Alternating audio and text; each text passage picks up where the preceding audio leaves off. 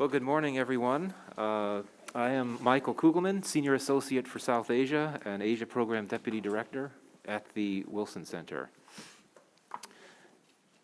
The Wilson Center's Asia Program and NASSCOM welcome you all to today's event on the present and future of U.S.-India tech cooperation, an event that is launching a new partnership between the Wilson Center and NASSCOM. So I would like to recognize Ambassador Mark Green. He is the President and CEO of the Wilson Center, and I invite you, Ambassador Green, to offer some opening comments. Great. Thank you, Michael. Good morning, everyone, and welcome to the Wilson Center.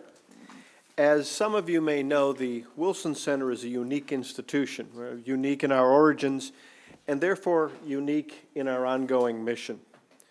We were actually established by Congress itself some 5 decades ago for the purpose, in their words, of strengthening the fruitful relation between the world of learning and the world of public affairs. And that really means that our currency is knowledge, our focus is independent analysis, and our purpose is developing options and recommendations that decision makers can believe in. And we are fiercely nonpartisan, which is especially appropriate for today's gathering because in both Washington and New Delhi, there is robust, multi-partisan support for strong U.S.-India relations, for building that partnership. For several decades, especially since the early 2000s, U.S.-India relations have strengthened in a big way, fueled in great part by shared concerns such as international terrorism and the rise of China. One indication of a successful bilateral relationship is its ability to expand and broaden far beyond the initial areas of convergence. And with U.S.-India relations, we're starting to see emerging areas of cooperation in areas like energy and climate change mitigation. But the other area with major potential for collaboration, perhaps the greatest potential for collaboration, is technology, and the focus of today's discussion. The U.S. and India boast 2 of the world's biggest, most successful high-tech sectors, resulting in some key bilateral collaborations. In May, the 2 sides launched the India-U.S. Initiative on Critical and Emerging Technologies to be overseen by both countries' national security councils. The 2 are also focusing on technology issues in multilateral settings, such as within the Quad, where emerging technologies are playing a truly historic role. Now, there are naturally some areas of divergence and challenges, particularly on technology policy, but a deeper bilateral high-tech relationship makes it far easier to address these issues and to work on solutions. We're delighted today to be launching a new project that looks at the role of technology in U.S.-India relations. Today's event will look at U.S.-India technology cooperation broadly defined. We'll look at priorities, ways forward, potential near-term wins, and both challenges and developing solutions to meet them. We'll also release and discuss a new report by IHS Markit that highlights recent contributions the Indian technology industry has made to the U.S. economy. One of the core features of this project will be a Track 1.5 dialogue, which will begin in coming weeks. It will convene experts from both countries to discuss these issues in more detail with the aim of preparing a set of policy recommendations for both governments. At Wilson, we could have no better partner in this project than NASSCOM. It is an Indian technology industry association with membership numbering in the thousands, including the top IT firms in India. We're delighted to be partnering with NASSCOM. Their top leadership is here with us today, including President Debjani Ghosh and Vice President Shivendra Singh, along with other top NASSCOM leaders who are, again, some of India's top IT executives. It is now my distinct pleasure to introduce Debjani Ghosh, who will offer some opening comments. Debjani has been the president of NASSCOM since April 2018, and she is NASSCOM's first woman president. Before coming to NASSCOM, she was the first woman to lead Intel India and the Manufacturers Association for Information Technology. She was also a member of the Executive Council at NASSCOM. Thank you, Debjani, for your leadership, and thank you for your role in bringing our two organizations together for this important new partnership. I must tell you, I'm very excited and very hopeful for all that we can achieve together. So thank you, and I'll turn it over to you for some thoughts and comments. Thank you very much, Ambassador Green, for those very kind words and for your hospitality. First of all, I have to say it's fantastic to be back in one of my favorite cities. It's fantastic to be back in the Wilson Center and meet with you and your wonderful team that we are indeed privileged to partner with. Good morning, everyone, and thank you so much for taking the time to join us for this very special discussion. Ambassador, you talked about the partnership and the work that we hope to do together to create the right technology dialogues that will feed into the policies on both sides. I strongly believe that this is absolutely the right time for those dialogues, and in fact, if anything, it has to happen with several degrees of urgency. There are two specific areas that as NASSCOM, and as, for those of you who may not know NASSCOM, we are the voice of the tech industry in India, and it's a very diverse industry. It spans from startups to large companies, Indian companies, multinational companies. In fact, India today is home to more than 1,500 multinational companies who have set up their absolute cutting-edge innovation centers in India. And more than 60 or 70% of them are US-based companies. So when we represent the entire connected ecosystem. And there are two key areas that we are focused on, which we think are going to be absolutely critical taking forward the technology dialogue globally. First is the economic contribution, the contribution towards economic development that the tech sector brings in whichever country they're operating in. And we have a fantastic partnership with IHS. I'm just so happy, Karen, that you're here today. And the report that you are going to talk about is a brilliant example of how this sector contributes to the growth of the economy in US and frankly across countries that we exist in. And our economic contribution is, I like to think, is very unique because our economic contribution starts with talent development and creation of high-skilled jobs, which frankly absolutely strengthens the overall ecosystem wherever we exist.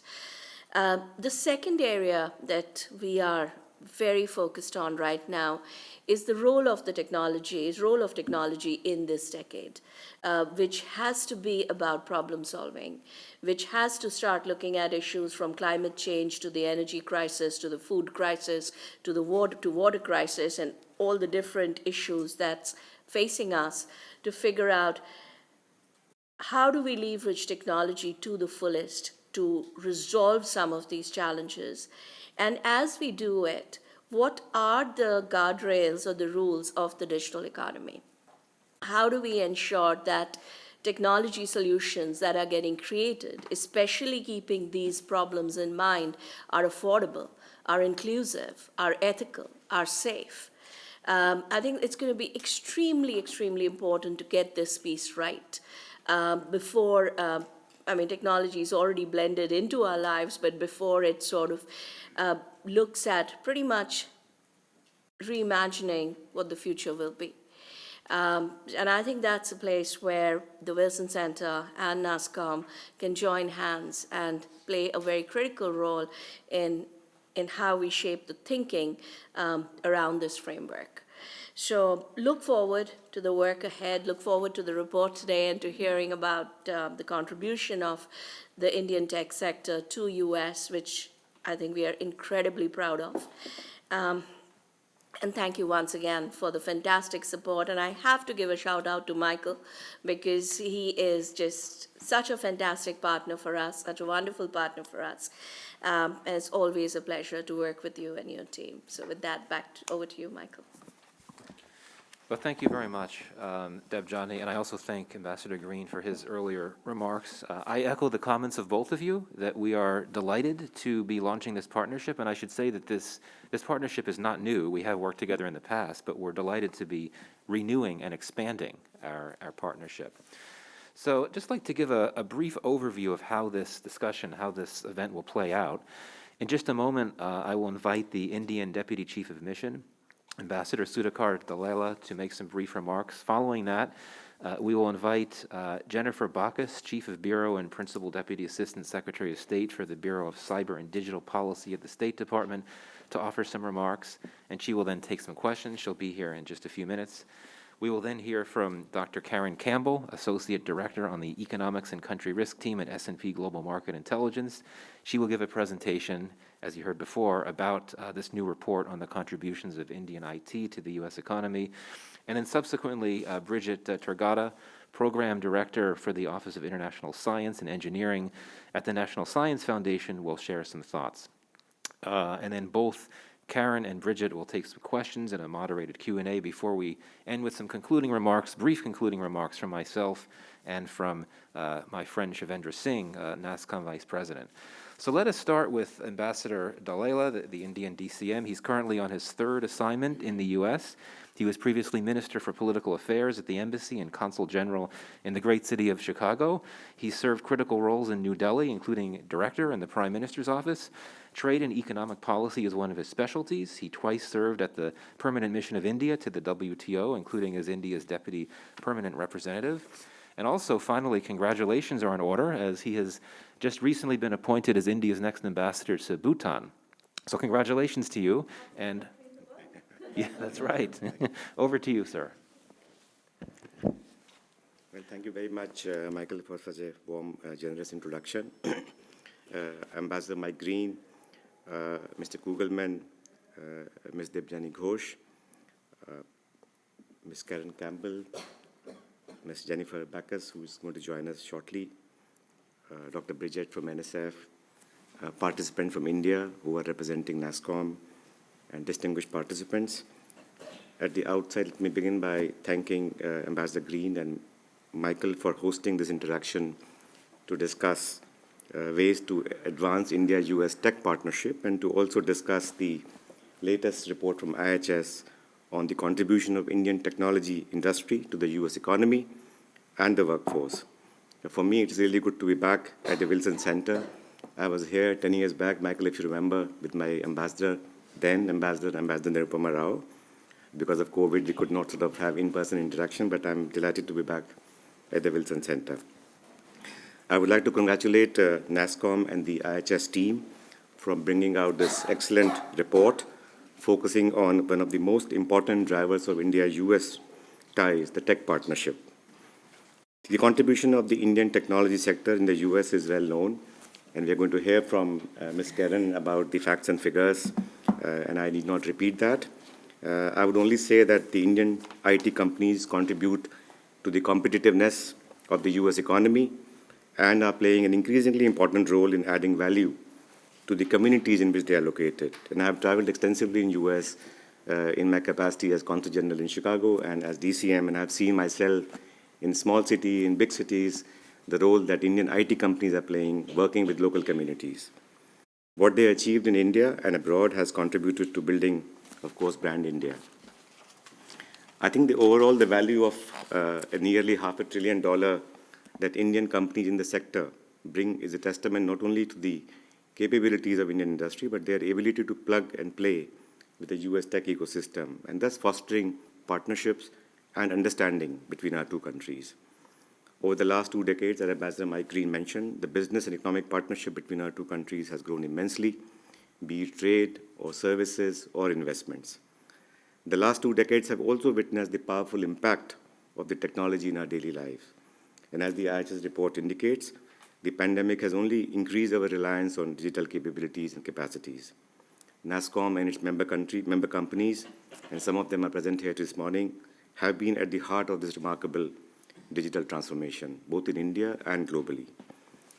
Technology, again, as Ambassador Green mentioned, is a critical pillar of the expanding India-US partnership, not merely from a commercial or economic angle, but also from a strategic perspective. Under the Quad framework, and more recently bilaterally through the creation of iCET, the initiative on critical and emerging technologies, our two countries are partnering today to ensure that like-minded partners can retain the technological edge. NASSCOM members and other IT sector companies, both in India and US, will be an important part of this partnership as we together negotiate the emerging global technology landscape. In addition to the focus on contribution of Indian IT companies to US economy, there is a separate report on workforce development, which is particularly important, and I have only seen the glimpses of this report, and I'm looking forward to hearing from Ms. Karen about these aspects also. Some of the issues that the IHS report brings out regarding the growth in STEM jobs and the gap in talent are revealing. It also highlights the work of the companies to prepare for the next few decades for the tech sector. Some companies, of course, have improvised strategies to mix and match, training local talent while closing short-term gaps through high-skilled workers from abroad. As we focus our attention on workforce development in the tech sector, the role of education and knowledge partnership between India and US becomes very critical. The new education policy in India is facilitating new international partnerships and allowing foreign universities to collaborate toward joint degrees and twinning programs. Only in April this year, Secretary Blinken and EAM Dr. Jaishankar announced setting up the India-US Education and Skills Development Working Group, a theme that you have examined in your report this year. In this context, it is equally important to ensure mobility of high-skilled workers, particularly as the skill gap widens post-pandemic. Even without policy changes, administrative facilitation could significantly improve mobility of professionals, which is an important part of, I think, tech sector growth. I would conclude by complimenting the IT sector in both India and US for their vision and enterprise in harnessing the full potential of our tech partnership, which to my mind has tremendous opportunities for mutual benefit. I thank you very much for your attention. Well, thank you very much, Ambassador Dalila, for those comments. We are now, again, very fortunate to have with us today Jennifer Bachus, who is, again, the Senior Bureau Official and Principal Deputy Assistant Secretary of State at the Cyberspace and Digital Policy Bureau, a relatively new bureau at the State Department.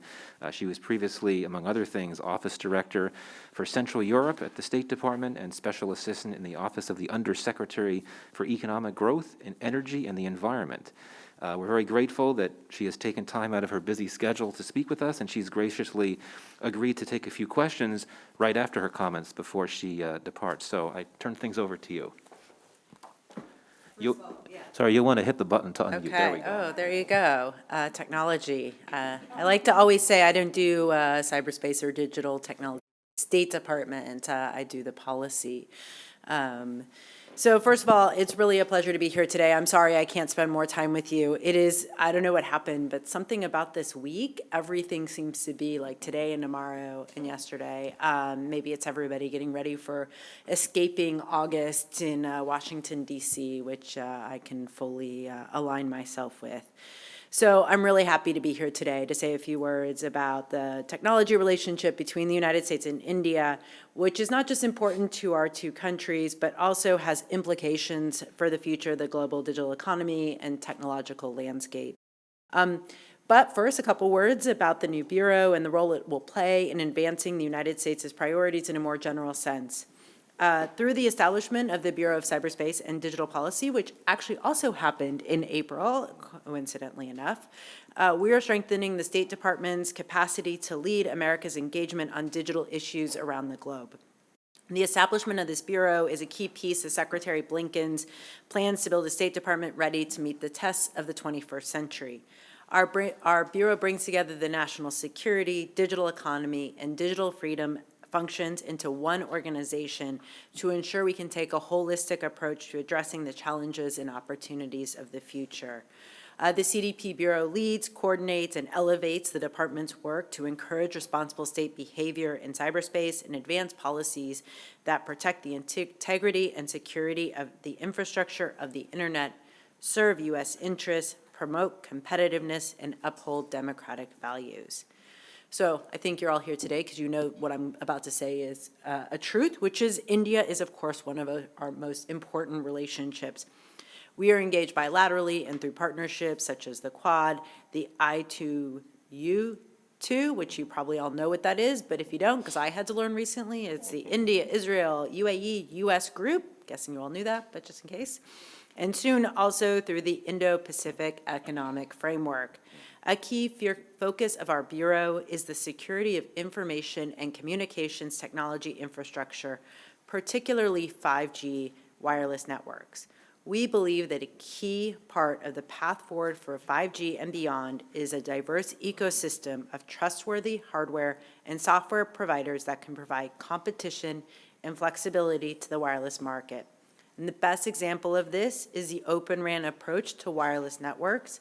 Not only does Open RAN provide carriers options that prevent vendor lock-in, but it also provides an opportunity for countries to develop their own industries and allow companies of all sizes to compete in different parts of the wireless network.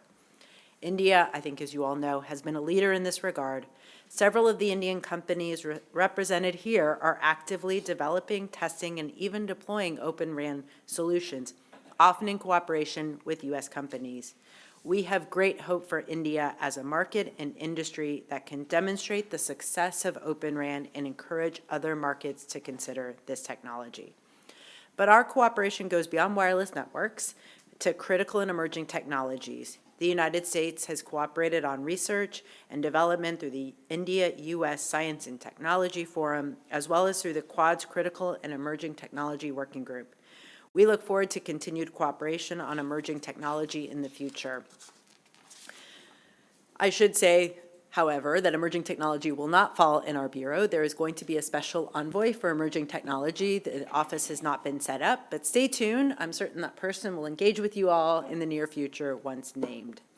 I'm also really excited to be here at the launch of this Track 1.5 initiative on bilateral tech cooperation between the United States and India. The technology sectors in our countries are strong, innovative, and have a long mutually beneficial relationship. The United States believes strongly that technology, research and development, policy, and regulation should be driven by a multi-stakeholder process that incorporates the input of industry, academia, and civil society. Technology and its impact on our economies and societies evolve so rapidly that drawing on the technical expertise from companies, both Indian and American, to inform policy and regulation is not just beneficial, but essential. Partnership between governments and industry is key to ensuring that policy and regulation can address concerns about security, inequality, and human rights without stifling the innovation that drives the digital economy. Thank you very much for allowing me to speak to you today. As I said, I have to leave after this engagement, but I'm happy to try to answer a few questions.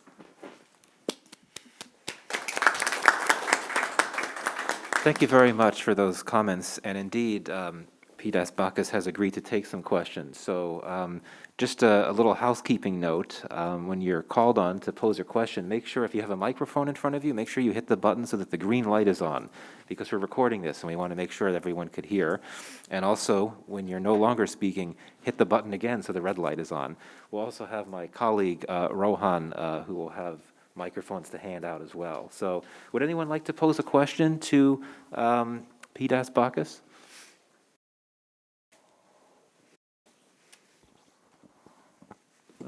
Oh, please, go ahead. I'll start. And please introduce yourself as well. Thanks for the comments. My name is Hiral Chandrana. I'm the CEO of Mastech. We are a technology services company, but with a slightly different focus on providing business outcomes and solutions to solve customer challenges. I think 5G infrastructure and some of the cybersecurity data is so, spread out in terms of the various applications, and kind of building on what Debjani said earlier. Our focus is to kind of take the technology and make it work. So the question is, are there specific use cases or scenarios that your bureau would be focused on, for the next year or so, in terms of how do we take some of that technology innovation and put it to work in certain industries? Maybe it's manufacturing or communications or the intersection of how various things come together. So the Bureau is primarily focused on policy environments. So what's the policies that need to be created on an international scale in order to develop innovation, while, as I said, protecting human rights, security, et cetera.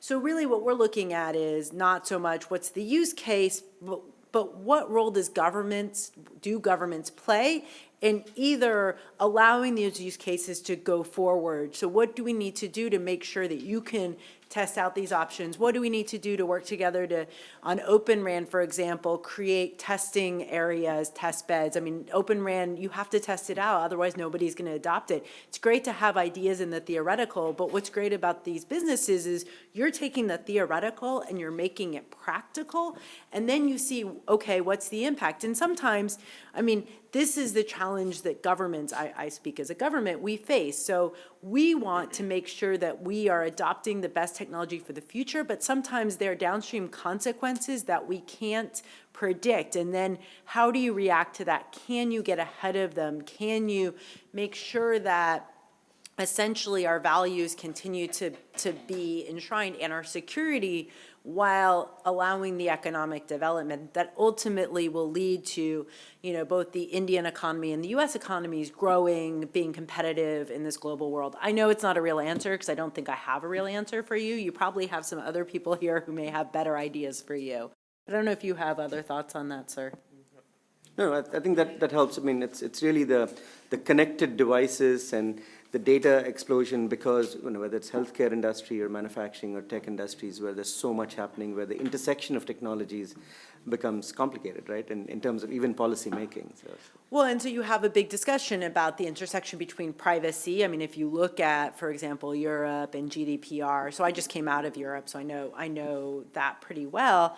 But then, if you want to be able to take big data, anonymized data, in order to figure out, okay, what is the best treatment to fight breast cancer? What are the environmental situations? So big data, you have to make sure there's this balance between privacy, but also using data to make our lives better. And I think that's what we're all battling with right now, are those challenges.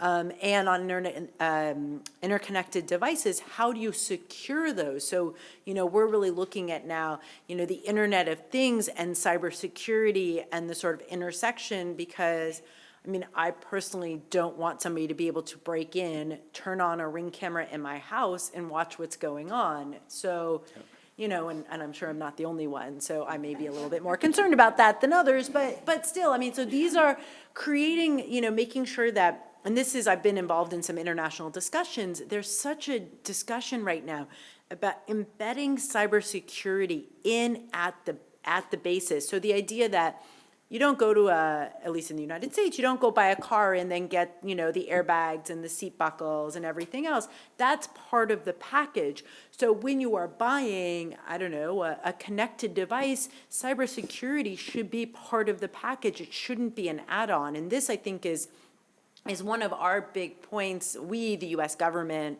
it's not personally my office. I spent a lot of time with Chris Inglis, who's works as the head of the Office of the National Cyber Directorate, right? And this is something that he talks a lot about, right? So as the U.S. economy, we need to make sure that security is a basic in what's being created. Yep. No, that's perfect, because that's exactly, when I said use cases, that's really what I meant. Yeah. You hit on some of them, so thank you. Thanks. Anyone else like to pose a question or make a comment? I'll go. Please. Hi. Please. Hi, Debjani Ghosh. I'm president of NASSCOM, and thank you so much for taking the time to be here today.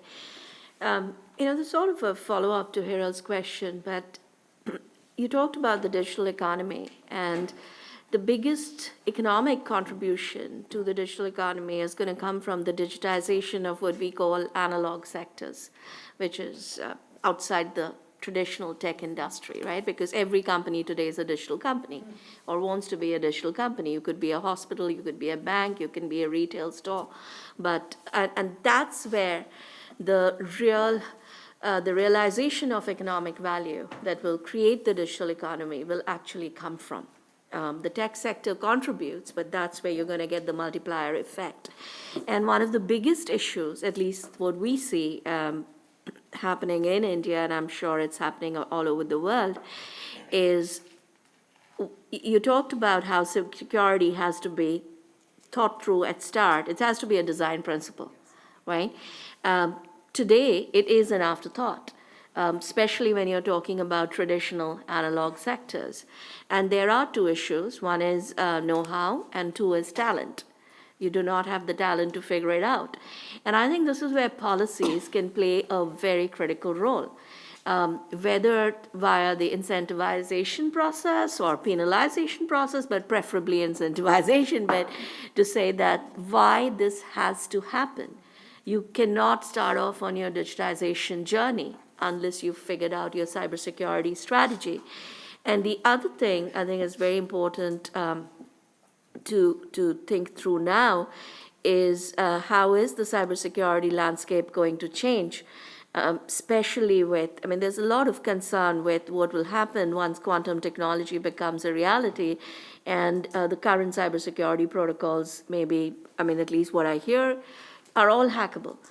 So how do you safeguard against some of these emerging technologies? So we'd love to hear, because this is I think this is such an important area of focus for the industry and for the successful digitization, successful and safe digitization. So I'd love to hear thoughts on, how are you addressing the analog sector digitization from a policy perspective, and also safeguarding the future.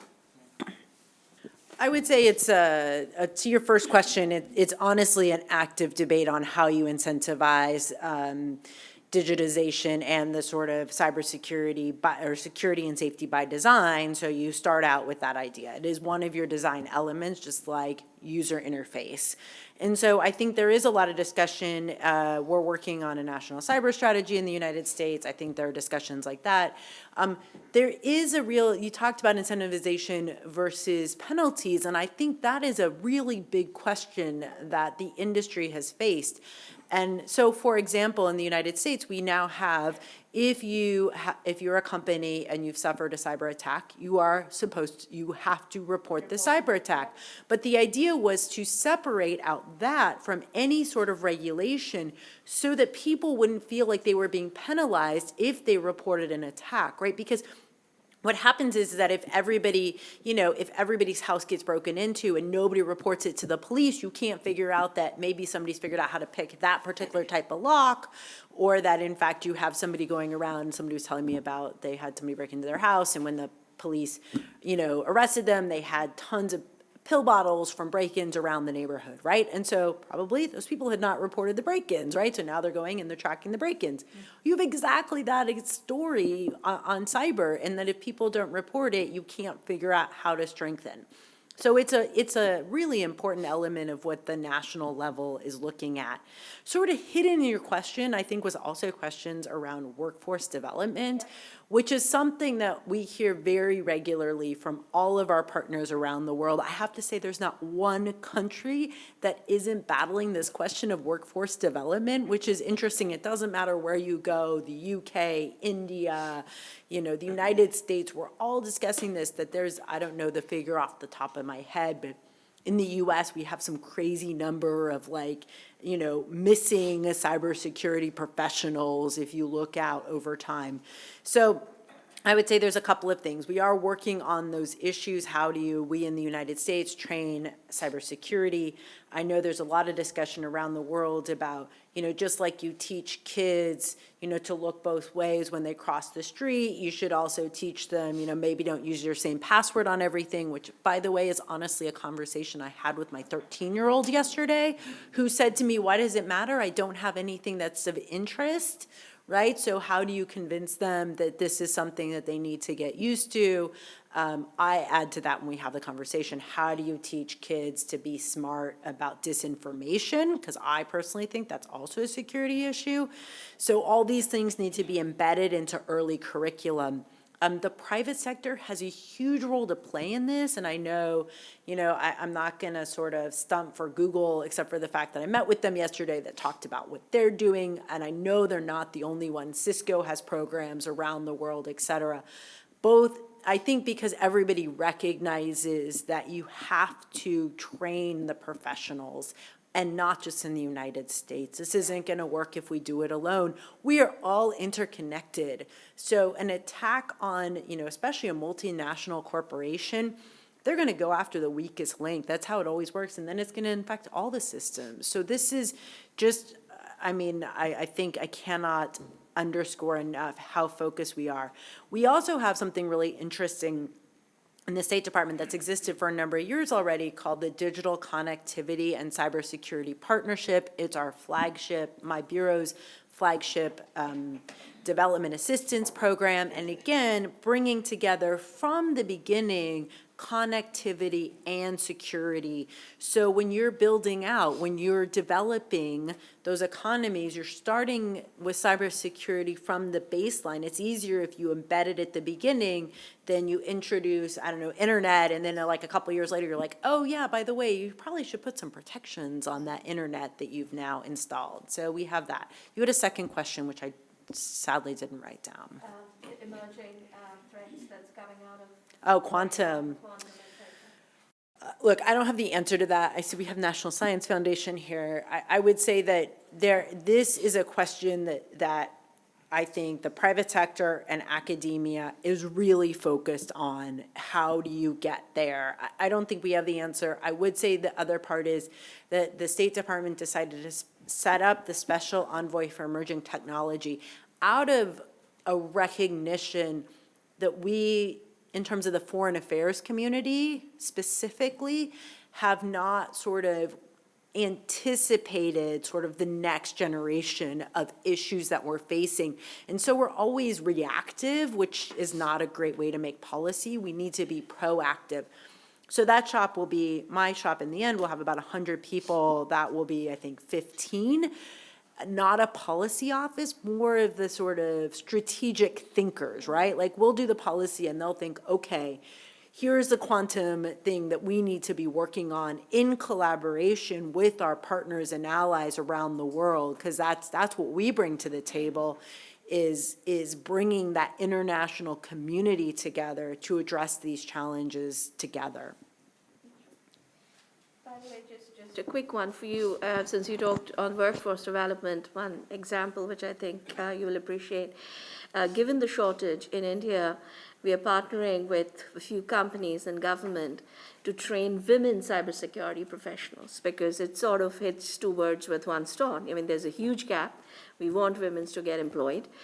You won't believe that this is one initiative where you have 100% hit rate in terms of every single woman trained gets a job.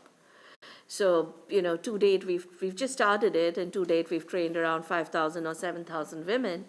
All of them have been lapped up by the industry. So this is a great way to also fix some of the gender issues, the gaps that we have in tech. Yeah, it's something that actually, and I was in Israel, I heard similar things, especially in trying to get some of their workforce, females into the workforce. It is interesting. It is still a very male-dominated field. Our office, actually, interestingly enough, at this moment, until the Ambassador just confirmed, we are all women. But that is, I sat on a panel in Israel where I was the only woman. I think there were 6 of us. They put me in the very middle, right? So it's still a lot of work to be done on this field. Thanks. There's a question down there. Yeah, turn your mic on. Great. Hi, good morning. My name's Jay Gullish. I'm at the U.S. India Council at the Chamber of Commerce.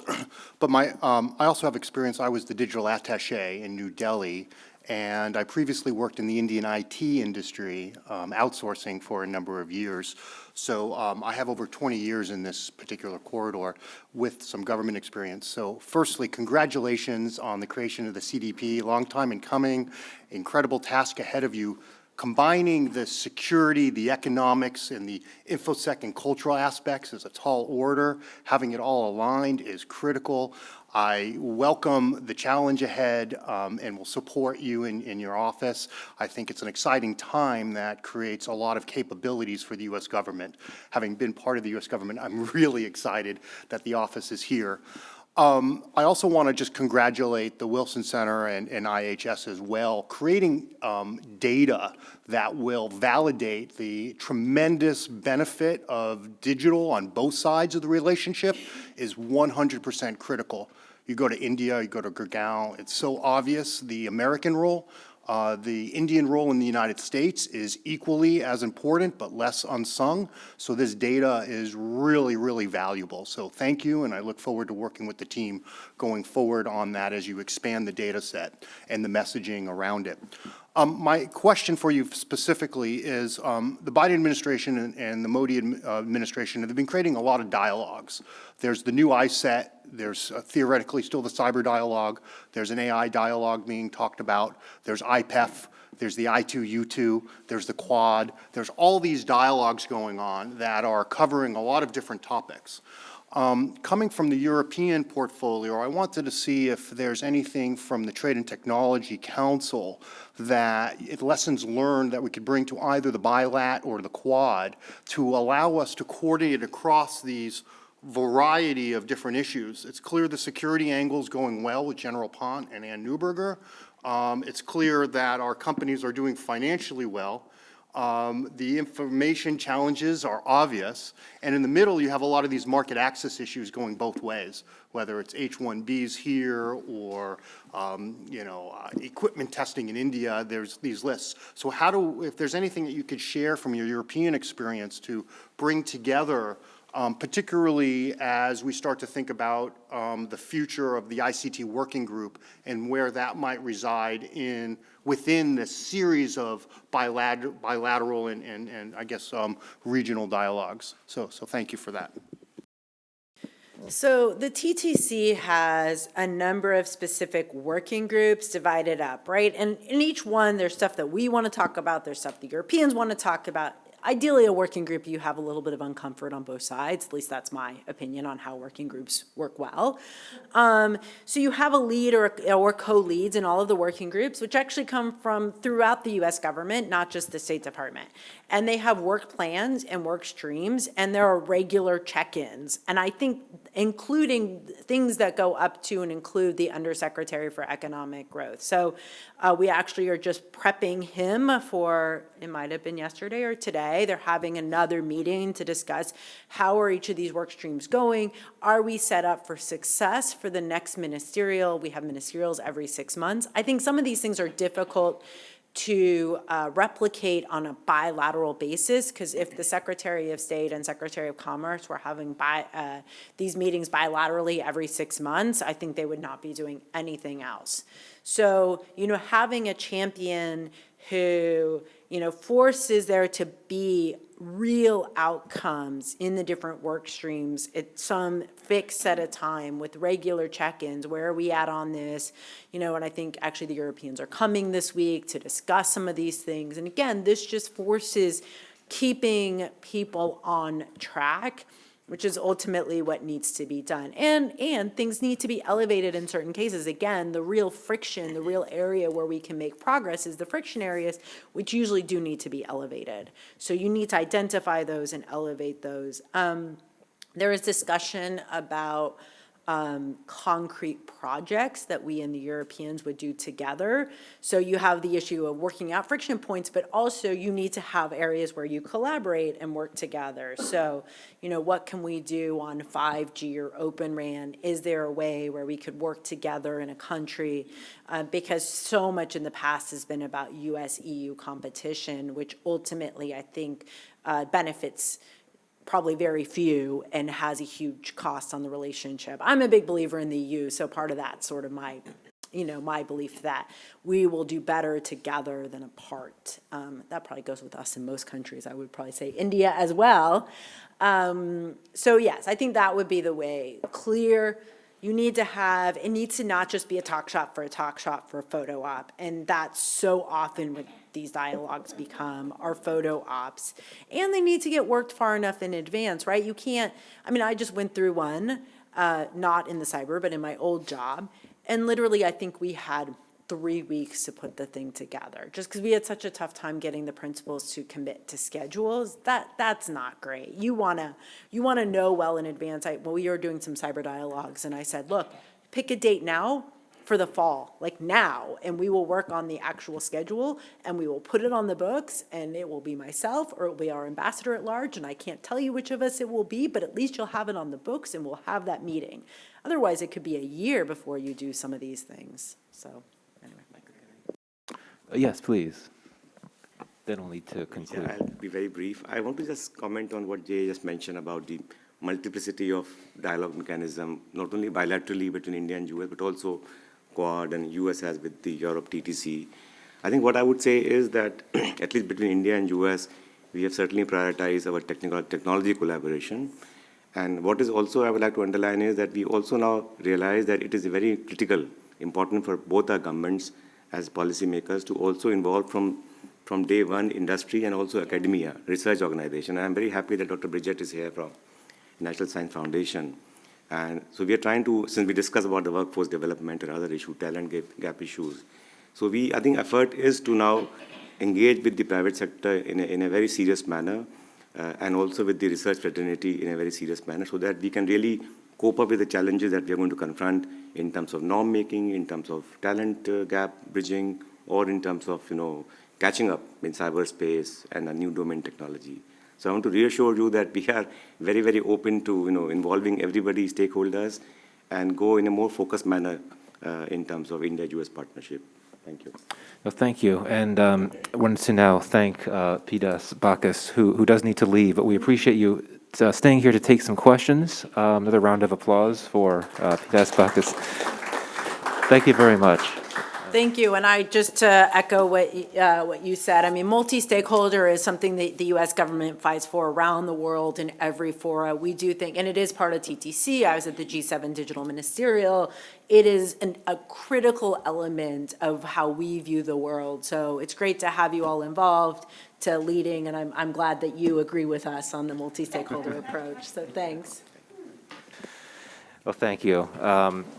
So let's move on to our next speaker, and that is Dr. Karen Campbell. Again, she is with S&P Global Market Intelligence at IHS. She produced a new report that we've been discussing, and there have been copies of the executive summary that have been distributed, but the report itself is what she'll be speaking on. Her projects include analyzing impacts of tax policies and assessing the impacts of new technologies. She previously was a senior economist at the World Economic Forum and a senior research fellow at Wharton's Risk Management and Decision Process Center. So looks like you're set with the presentation, so the floor is yours. Thank you, Michael, and thank you, NASSCOM, for inviting me here today. It's so good to be back at the Wilson Center and seeing all of you in person. A lot of new faces, but also a lot of old friends, so I appreciate it. I really have enjoyed working with the companies on this research that we're launching today, which is an update of our previous research on the Indian technology industry in the U.S. And the Indian technology industry, as most of you know, is made up of the India-based and India-centric global IT service companies. In the U.S., these companies are largely classified in the NAICS, if you know the NAICS Industrial Classification System, 5415, which is the computer systems design and related services industry, which makes up a lot of the software and IT consulting companies in the U.S. So the first report looks at the economic contribution at the national level. We then look at the contribution to the states that are not traditionally considered IT tech hubs. And then we also look at the important impact during the COVID-19 pandemic. The second report, as we've alluded to, looks at how these companies are collectively helping to build both the current and future STEM talent pool in the U.S., which you'll hear a lot more from Dr. Bridget, but I'll give you the overview. So the Indian technology and the industry in the U.S. impacts the economy through three main channels of economic activity. So the first channel is their spending on operations. So they're spending on things like office rent, travel services, communication services, software licenses, all of those things that they need to operate on a daily basis. We call that OpEx. They also invest in things like building new facilities or equipment, and we call that capital spending or CapEx. And that's sort of the upstream spending. So those two channels, sorry, I keep turning my head to the wrong microphone. Those are the upstream channels, or I'm sorry, the upstream channels that, that is part of their economic contribution. We also look at the impact that they have on their U.S. clients through the solutions that they provide to their customers. So this is the downstream impact. So the OpEx channels are measured by tracing the impacts through the supply chain as well as through employee spending.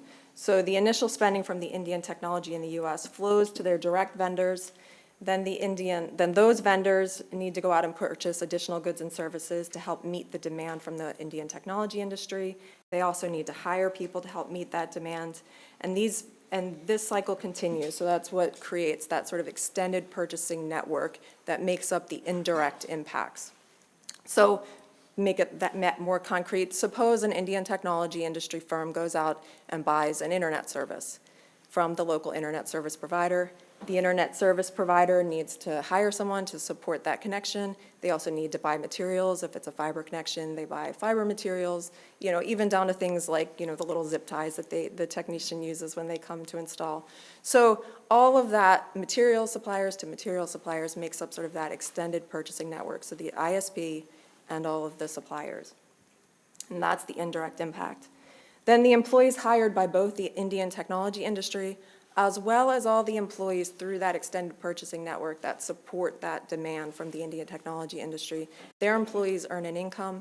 They go out and spend money in the economy. They go to restaurants. They go and buy gas at gas stations. They pay for groceries. They pay rent. So all of that spending is known as the induced impacts. So together, the direct, indirect, and induced impacts makes up the spending from the downstream channel. Then the third channel is the client solutions, and that's measured through sales enablement. And so this is the additional revenue that the Indian technology industry's clients enjoy due to the increases in productivity that they provide through their services and solutions. So for an example, an Indian technology company creating an automation process for a U.S. e-commerce company, or integrating a U.S. fast food company's marketing and advertising materials to their social media channels. All of this allows their clients to increase their sales through the use of the Indian technology industry's services and solutions that they've provided. So just from the downstream impact, so that's the operational and spending, just from that impact alone, you can see that they've had an enormous multiplier effect. So their direct spending, you can see that first line, the 207, and then follow across, that's the direct spending. That gets multiplied to that total number on top 2 to 3 times. So they have you all have a multiplier effect of about 2 to 3 times your direct contribution to the economy. Yes, I'm sorry, so the jobs and then the spending through the sales, and then the sales rolls through a piece of that goes into GDP, a piece of it goes to labor income, and then of course you pay the tax to the government. So so the multiplier effect about 2 to 3 times through the 5 metrics that we track. And this has grown considerably just over the 4 years that we've been tracking it. On average, about 30% increase in the overall impact. Again, just from that downstream impact of the operational and capital spending. Now, when we look at the third channel through client sales, which we did not do in 2017, so we don't have that comparison, but when we look at that third channel through sales enablement, $216 billion of sales is enabled for their U.S. customers. So again, we're just looking at the U.S. At that level of sales, just over 1 million jobs are supported and $118 billion of GDP is enabled. So the largest level of sales, the industry that sees the largest impact through that, finance and insurance, But again, interestingly, the retail sector, #1 in employment, obviously it's more labor intensive, but also thinking about all of what's going on in the retail sector in terms of their digital transformation, they were the sector that saw one of the largest impacts in terms of employment. Now, when we add all of that together, both from the upstream and the downstream, it's $1.6 million, 1.6 million people employed or supported, job supported, $396 billion of output, which is sales, and $198 billion of GDP added to the U.S. economy. And to put that into perspective, that's larger than 20 out of 50 U.S. state economies. So almost half of the state economies larger than. What's the 1 million and 612? So those are the part coming from the upstream and the part coming from the downstream. So together, when we add them up, 1.6 million in employment.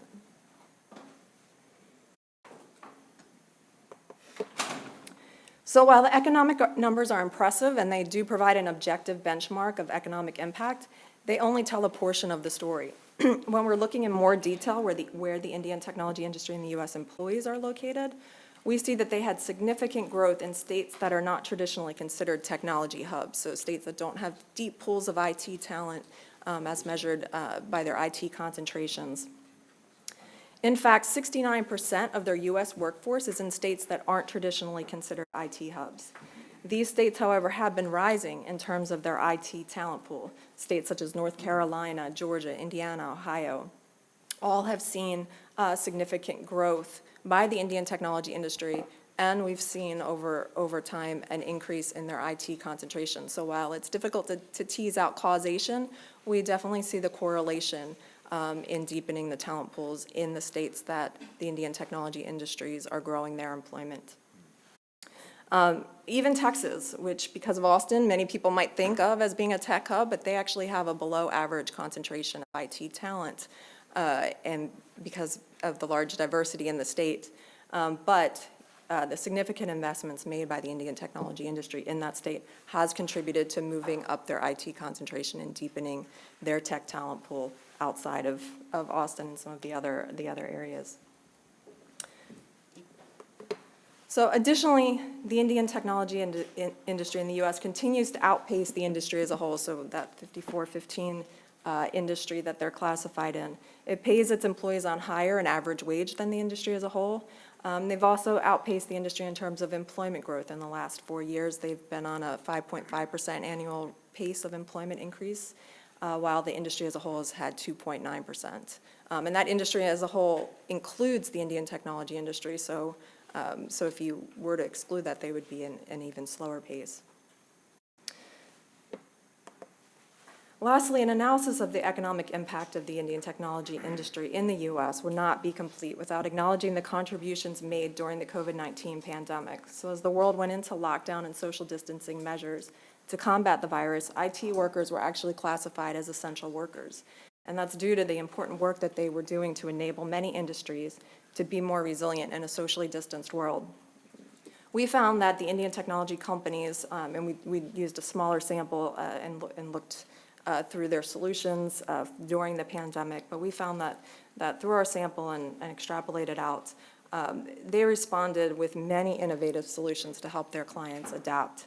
But not only did they respond, they did so at rapid speed. So you can see, the deep disruption during the pandemic in the GDP numbers, and you can see when they were putting solutions out there into the public, solutions including, developing contactless office buildings, helping develop COVID drug discovery through big data tools, developing remote exam proctoring tools to help in the education field, developing contact tracing, patient tracking apps, developing tools and solutions to facilitate work from home, and the list goes on and on.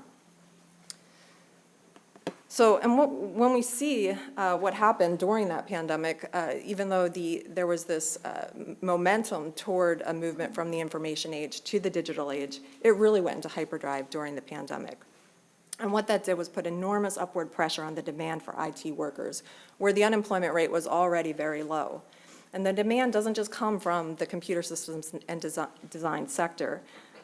where, again, the Indian technology firms are classified. In the digital age, nearly every company needs to become a tech company to some degree, and so they're all hiring tech workers. In fact, for every one tech worker in the computer systems and design sector, there's 4 in other industries. So everyone's competing for this talent, and this isn't just a U.S. issue, it's really a global issue, as we've already talked about. So this is a very tight competition. While STEM occupations are generally made up of 5 different occupational categories, by and large, it's dominated by the computer and math-related occupations. Again, that's where most of the IT professionals are classified. But this hasn't always been the case. So just a decade ago, the computer and math occupations made up about 42% of all STEM occupations. By 2030, it's going to be over half of all STEM occupations. So you can see the tremendous growth in STEM occupations is really being driven by the increase in IT occupations. In just 1 year, from May 2021 to May 2022, job postings for computer occupations rose 57%. And the last time I checked for June, I think it had risen 66% year over year. So there are now about 11 job postings for every one available IT worker. The skills needed by the IT workers are also rapidly changing. I know I'm speaking to the choir here, but which is also contributing to the gap, because obviously to keep the supply, you need to continue to upskill, and obviously that takes time to build those skills. So the Indian technology industry in the U.S. has really contributed to lowering that skills, using really kind of what we saw as a 3-pronged approach, hitting all angles of building human capital. Whether it's education at all levels, starting at the youngest grades, all the way through to adult continuing education, upskilling. They do a lot of apprenticeship programs as well as leveraging the global talent pool. So really bringing in human capital to the U.S. economy. And as we know, human capital, just like physical capital, increases the productive potential of the economy, which increases economic growth. So I think we're all sort of appreciating more and more the human capital angle as we've sort of gone through this pandemic. But overall, since about 2018, we do have some initiatives in there that are longer running, that are included in the aggregates, but really kind of focused on the most recent years. The Indian technology in the U.S. has invested over $1 billion in building the tech talent pool in the U.S. They've reached nearly 3 million students and educators. They've worked with over 50 partners to diversify the tech talent pool, and upskilled over 250,000 of their own employees. So in summary, and what you see here is just a smattering of some of the partners that they've worked with, again, to not just deepen the tech talent pool, but really widen it and broaden the audience of talent that we have. But the research this year really shows the tremendous increase in the contribution that the Indian technology industry in the U.S. has made over the 4 years since we did this study. As well as the importance of their industry in rapidly helping companies transform from the information age to the digital age. Not just in terms of the technology, which obviously you're all very good at, but really from a human capital and talent perspective as well.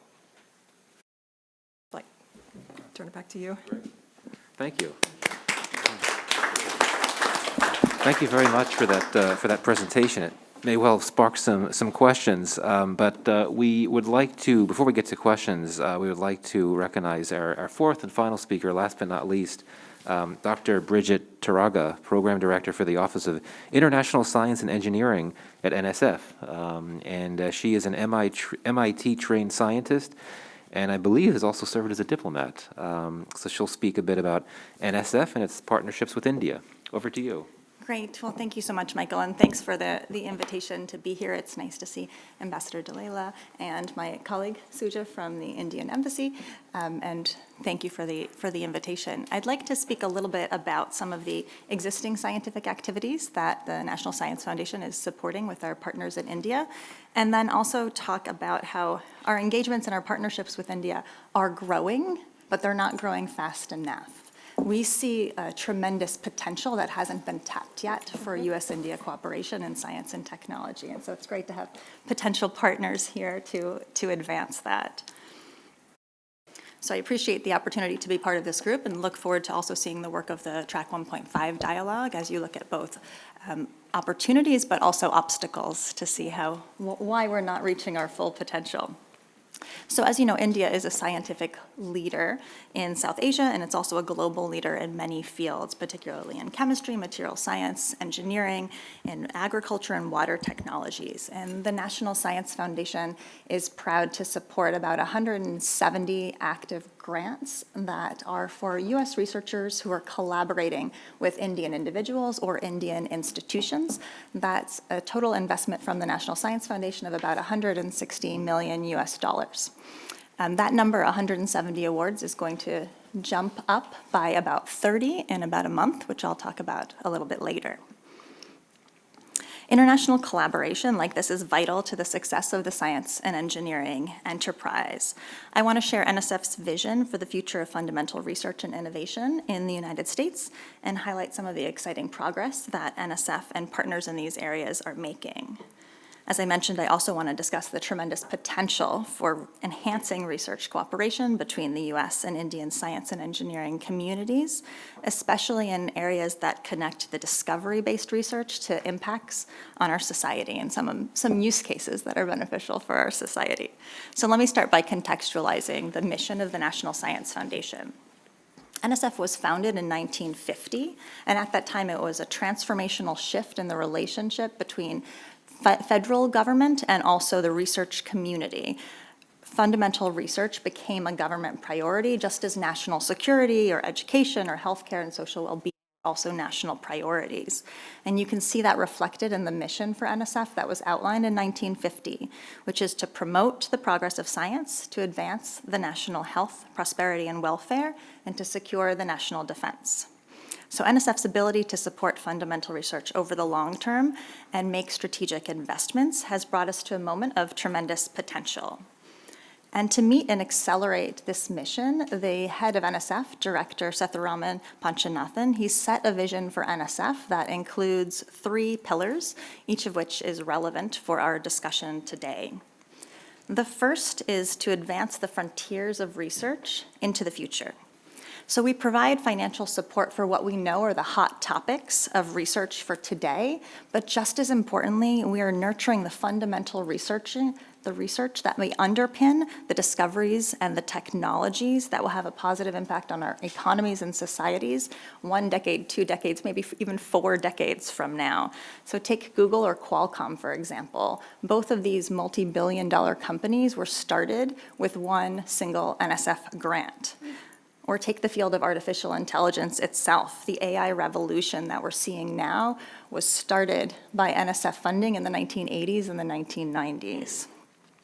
Our nation has led because the American innovation ecosystem combines the activities of government, academia, and industry.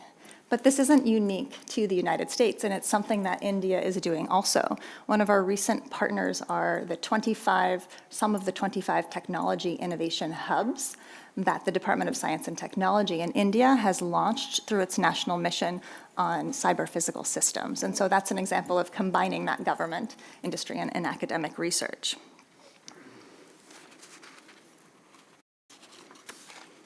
The second pillar for the vision for NSF is about international engagement and global leadership. This is about the principles of scientific cooperation. It's about values like reciprocity, like honesty, like freedom of inquiry, merit-based competition, transparency. These are values that underpin our science and technology ecosystems, and that also benefit our broader relationships. And India shares many of these values. The scientific ecosystem shares many of these values, which provides an important platform for our engagement and our partnership. And then the final pillar in the vision for NSF is ensuring accessibility and inclusivity. Innovation can happen anywhere, and so opportunities need to be everywhere. And it was interesting to hear Karen talk about opportunities in Texas and in Georgia and Florida and states that aren't typically seen to be the tech hubs. So we're investing heavily in talent across the country and also at some of our historically Black colleges and universities and our minority-serving institutions. In addition to doing that work domestically, we're also looking to do it in collaboration with India. And so Dr. Panchanathan, he'll be traveling to New Delhi and to Bangalore and Vellore in August. And as part of that, he'll be joining the Indo-US Science and Technology Forum for a visioning workshop on developing a diverse and robust AI workforce. So those are the three pillars of NSF's vision, and they stand on a foundation of partnerships and collaboration.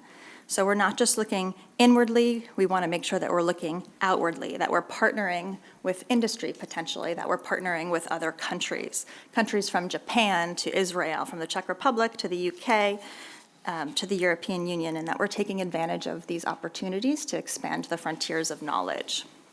These global partnerships can be with national governments or multinational industries, and they open up resources to researchers and to academia because they provide new platforms for discovery and innovation outside of our national resources alone. So when we collaborate, we can multiply our capacity to discover and innovate at the global scale.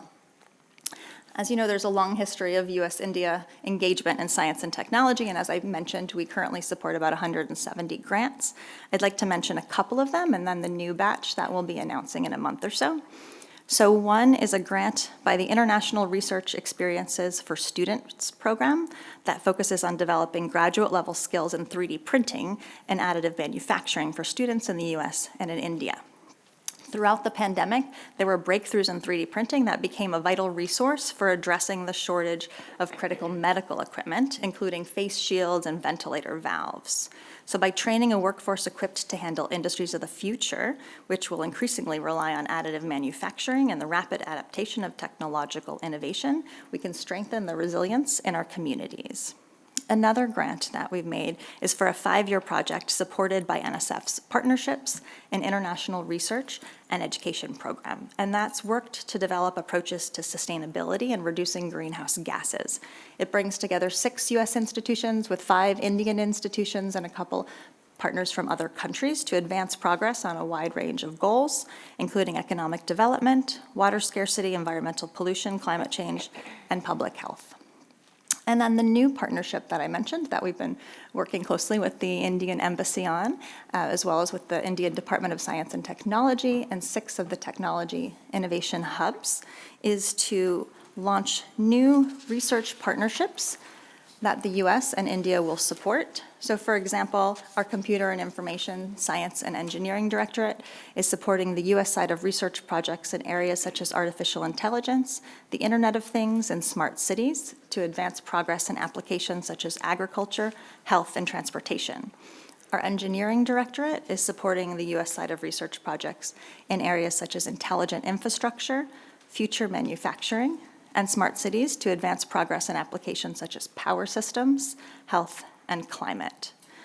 The goal of the joint projects is to develop long-term collaborative relationships that leverage expertise, that leverage test beds, and data sets that are available in both countries but will be different in both countries. And so we're proud of these partnerships that we've been starting to build and that we'll be launching in the near future, but we see this as just the start.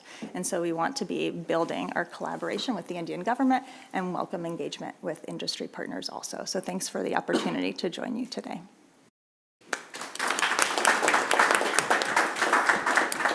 So thank you, Dr. Charaga. We have time for some questions for both Dr. Charaga and Dr. Campbell, so we'll use the same process as before. I see a hand. We'll start with you, and we'll come over here, please. And identify yourself as well. That would be helpful. Thank you. Sorry, Neil Bjorkman from Tata Consultancy Services. First of all, I want to thank Dr. Campbell for the report. I know a lot of effort went into it, and it's a really quality product. So there's been a narrative around the Indian IT industry in the United States for quite some time that the narrative goes that the Indian IT companies are underpaying local U.S. talent. And, you know, your report actually shows that it's the opposite. We're actually overpaying by 2%. So first of all, please don't tell my boss about this report. But in all seriousness, do you have a sense for why the Indian IT companies might have to pay 2% extra? That's a great question. One of the things that we did find as well, which you'll see in the report, is the Indian technology industry also hires a higher skill set. So when we looked at technology industry workers at the Indian technology companies and then at their counterparts, we found that they cited much more emerging digital skills, whereas their counterparts in the industry, same roles, were not citing those skills. They were citing things like Microsoft Office and, skills that are not sort of at that cutting edge of technology. So that was one of the reasons that we found is maybe not that you're overpaying, you're just hiring higher skilled workers on average. Yes, right over here, yeah, please. Thank you so much. My name is Paula Stern. I'm a senior advisor for many years to the group that's up at the top right. That's the National Center for Women in Information Technology, which the National Science Foundation started, and which also benefits from continuing research grants, particularly in the social science areas, to deal with the challenge of talent, which is, as our speaker from NASSCOM said, is the one of the two priorities that we're all talking about. And I am so interested in the success story that the report describes in terms of economic output. But I'm interested in the qualitative questions of both the role of underrepresented groups, because what's underrepresented means that there is innovation that is not being pumped into the system. So what we don't know and what we don't have at the table is the question that a lot of times the NCWIT social scientists are trying to delve into. And we have something called the Tech Inclusion Journey, which challenges corporations to kind of hold themselves up against what our research in terms of practices that work for increasing participation of underrepresented groups. And so my question really goes to the idea of the collaboration with India and the Indian success. You talked about the 5,000 overnight virtually with the cybersecurity, they were all female. And I think I'm correct that the representation, at least for females, is greater in India than it is in the United States in computing and computer science. So I think there may be a lot of opportunity to really delve into what has been successful with India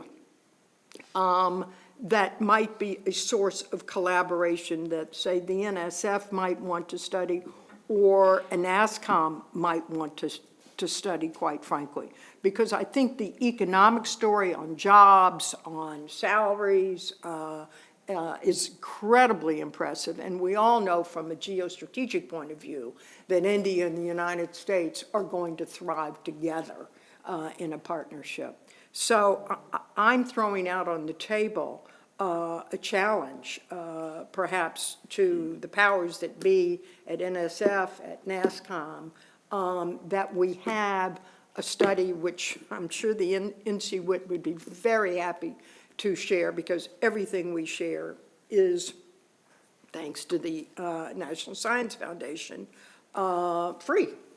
But if we were going to apply it to this challenge, we would need support, because we'd have to both gather data, but I want to end by saying we believe it's not just a headcount problem. It's an influence issue. And if you don't have the underrepresented influencing the innovation, then you are impoverishing the future. Thank you. Thanks. Either of you like to address that? Sure. Paula, thank you so much. You made so many excellent points, and we absolutely agree. At least in our bilateral work with India, we'll just be having those conversations. As I said, we're just starting, so we're just going to be launching things in a month. We're just going to be having some of those conversations. Certainly, we've had conversations about the importance of bringing women in science, but we are quite dedicated to ensuring that we understand what might be the best ways to bring minorities into the STEM workforce, and if there are best practices to be learned from India or other countries around the world or sub-pockets in America, we would greatly appreciate the opportunity to learn from those. We truly value the integration of social sciences in the rest of the research that we support. So I'd be happy to chat with you in the future more about that and about what could be learned and how we could support that. Just want to make a quick point, and Paula, thank you for bringing that up. I said thank you for bringing that up. I think that's such an important part of the conversation.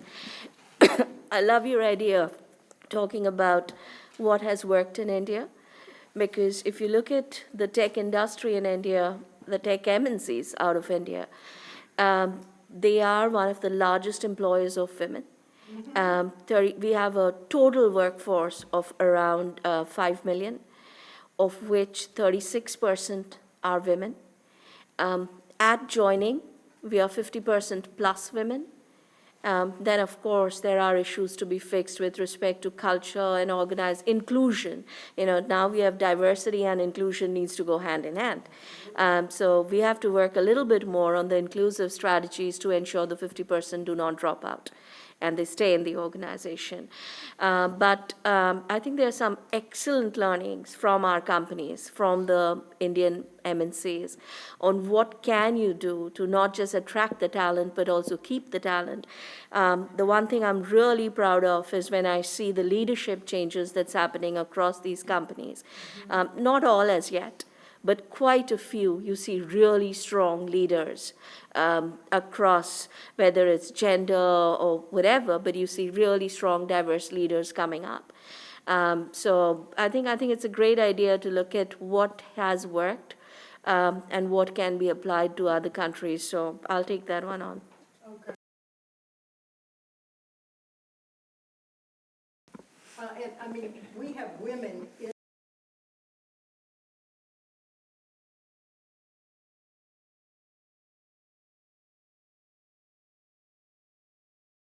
I think we have time for one more quick question before we wrap, if anyone has one. Would you like to ask? Yeah, please, go ahead.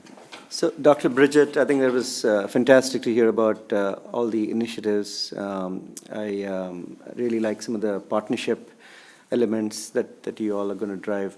In your mission statement, you mentioned about healthcare, and also towards the end, there was reference to health in a couple of places.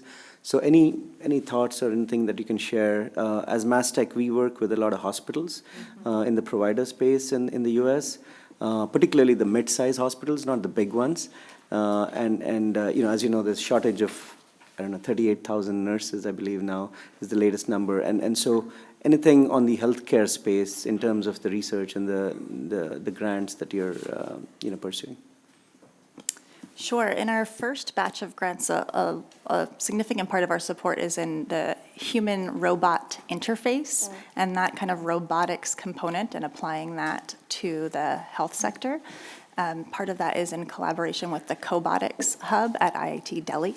So there'll be a few partnerships that'll be coming out of there. But our interests in using the sort of cutting-edge research that's coming out of the lab but is ready to be piloted, and ready to be piloted in a healthcare setting is really kind of the interface of where we are, sort of pre-commercialization, but being able to help move research and innovations out of the lab into an environment. And the hospital environments in India are different than the hospital environments in the US, and being able to pilot them in both places and get robust data sets from both of those experiences is a great place that we can learn from. So that's where we're starting as of now. Awesome, thank you. Just wanted to tell Karen that thank you so much for putting this fantastic report together. And as NASSCOM, we know how good our companies are and the kind of work they do, but it feels just fantastic to see it being reflected in this aggregated manner. And to all my friends from the industry, congratulations. I think this is an absolute awesome job done. Thank you. So we will have to conclude, and in a second I'll give the last word to Shivendra Singh, but just 3 quick points to make as we wrap up. First of all, this is a terrific discussion. I think it's really put this new partnership on a great path. We have a lot to reflect on in the coming weeks. Really looking forward to that. The U.S.-India relationship, as Ambassador Green had said in his introductory comments, is the type of relationship that has the luxury of exploring broader areas, broader spaces for cooperation, far beyond those that we may hear about in the press the most, such as, countering China and things like that. That's important, but there's more to it. And so, indeed, technology is really, I think, a critical space in that regard. There's a lot of momentum, and the potential for tech collaborations is very real for all the reasons that we heard from our speakers in terms of government-to-government opportunities that Ambassador Dalal referred to and that Jennifer Bachus referred to. And of course, the report that Karen laid out, we saw the opportunities for private sector cooperation, including through Indian IT investment in the United States, as well as academic, educational collaborations that we heard from Dr. Taraga. But don't want to not trying to deny that there are not challenges and obstacles. There are, and that's why we think our Track 1.5 initiative is so important. We will talk through some of these difficult issues to try to pave the way for better outcomes and better results in the tech space. And final point, I know there was, rightfully so, a fair amount of discussion about women, the role of women in the tech space in India and the U.S. And, we, the Wilson Center, and I know NASSCOM as well, are very pleased that the majority of our experts and officials on our panel today, the majority were women, and that is the way it should be. Really delighted. It was a terrific group of speakers. And I want to also thank NASSCOM, of course, as well as all of our attendees for coming. And with that, I will turn things over to Shivendra, NASSCOM VP, for some final comments. Thank you so much, Michael. As always, you've been a very, very strong supporter and extremely thankful for this partnership which we have with Wilson Center. Ambassador Dalal, thanks so much to you and the embassy for all the support that you and Sujaji have given NASSCOM in the U.S. It goes without doubt that we truly value this support. Karen, I think from our side, this has been a great, tremendous partnership. And, Karen and I have had numerous conversations, and Jeff's been part of some of them. And we've tried to, pull out our hair as well when member companies don't provide us data sets. And if you can see some of the white hair coming out of that, while we applauded all the good news, we must give credit to some of the member companies for that as well. I joke that, getting data out from our companies is like pulling out morsel from a tiger's mouth. But here we are, and I think the fact that the report points out, to not only the phenomenal achievements that the industry has made in the U.S., but also highlights the critical role of digital talent. The fact that, with the pandemic, the enhanced digital transformation which is happening is clearly leading to enhancing the skills gap. So whether it's 11 job vacancies and 1 IT worker to fill that job, or 1.4 million overall job vacancies, which has grown by 57%, is a clear food for thought that we all need to seriously contemplate as to how do we look to solve this issue. And, we heard Jennifer Bachus talk about it, and thank you so much, Dr. Bridget, for some of your thinking on that. I think there has to be more consensus on working together in some of these areas. And that's where, we feel that while, we have discussions on pillars and IPEF or the Trade Policy Forum, or as someone pointed out, Jay pointed out, on the ICT Joint Working Group Dialogue. But I think digital talent itself should be one pillar of discussion in IPEF, because with digital trade, while data issues are going to be important, how do we work together to enhance and build digital talent, is something which is very, very critical. I'm so glad that, this is the coming back to the second round of partnership with Wilson Center, and, and we are going to be doing, a track 1.5 dialogue in terms of some of the work that we will look at on, supply chain security, cybersecurity, which discussed in great length as well, and talent and some of the other issues. And, whether it's some of the formal forums at a bilateral level, or whether it's the Quad or, the IPEF, I think, feeding it into, some of that at the right time probably would add, tremendous value to the scheme of things. Thank you so much to Bridget, and I know that, we have been working with National Science Foundation as well, by the way, and we spoke to you together as NASSCOM and all the member companies here, and, we had a chat with Erdin Gyanchandani, Sylvia Buttersfield, and Vipin Arora on some of these key issues. So huge thanks to the National Science Foundation. We will continue to engage with you as we move forward. I think there are whole areas of complementarities that we need to work together on. But again, I just wanted to thank Karen, and S&P for a fantastic report, and look forward to, working together with all of you in times to come. Thank you so much. Thank you. Thank you very much. We're adjourned.